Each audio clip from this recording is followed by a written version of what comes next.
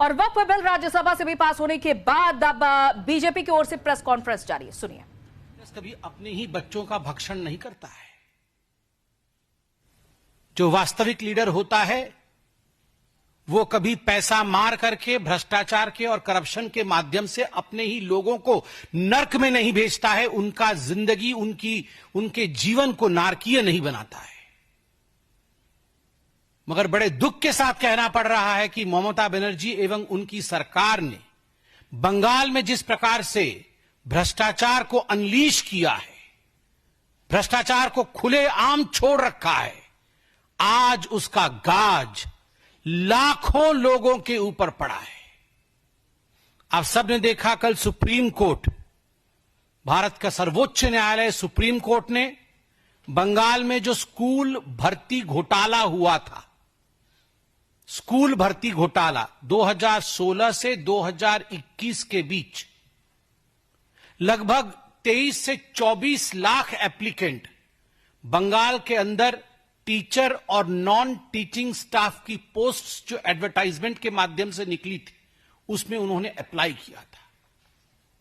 और 2016 से 2021 के बीच लगभग 25,780 से अधिक टीचर और नॉन टीचिंग स्टाफ का रिक्रूटमेंट किया गया था।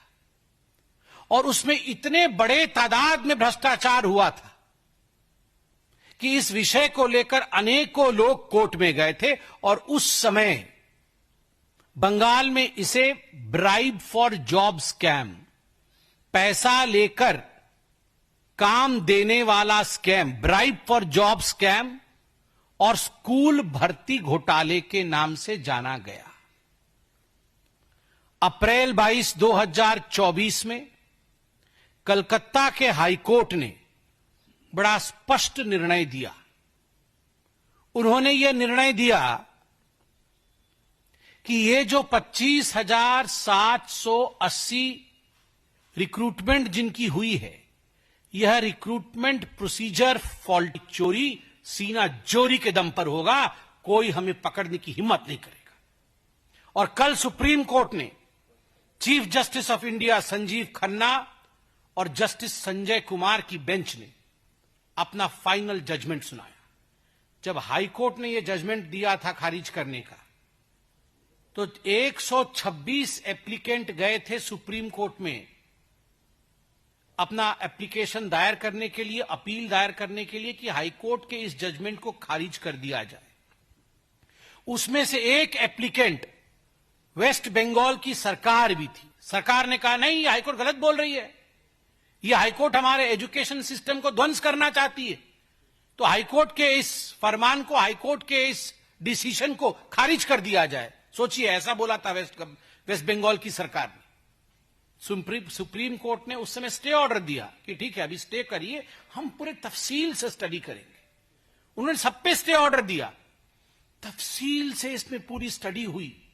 और कल सुप्रीम कोर्ट ने 2 जजों की बेंच, जिसमें chief justice of India Sanjeev Khanna और जस्टिस संजय कुमार, दोनों ने अपना जजमेंट सुनाया। मैं जजमेंट का एक अंश पढ़ के सुनाता।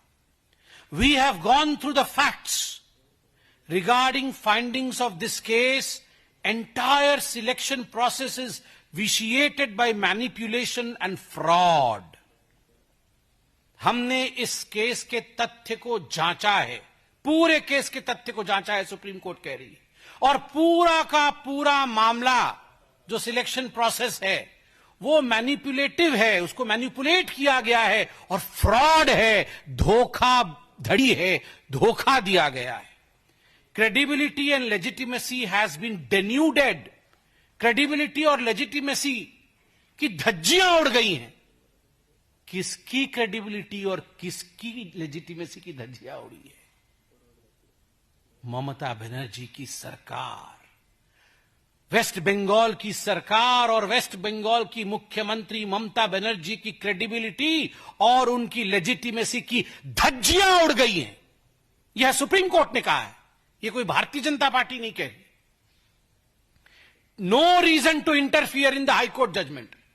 सुप्रीम कोर्ट ने कहा कोई कारण नहीं है कि जो हाईकोर्ट की जजमेंट है उसमें हम इंटरफियर करें। हाईकोर्ट ने ठीक कहा है, टेंटेड कैंडिडेट्स